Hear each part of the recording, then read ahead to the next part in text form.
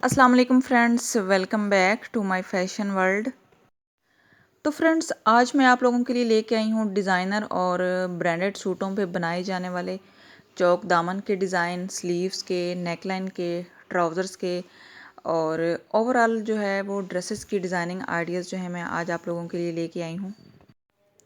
दामन और स्लीव्स की बहुत ही अमेजिंग डिज़ाइनिंग आपको मिलने वाली है और इन डिज़ाइनिंग में लेसेस का यूज़ किया गया है, फैब्रिक और टसल्स, बीड्स और जो है लूप्स का बहुत प्यारा इस्तेमाल किया गया है। फैब्रिक से बहुत प्यारी डिज़ाइनिंग कर सकती हैं आप, आज की वीडियो से आइडियाज़ ले सकती हैं।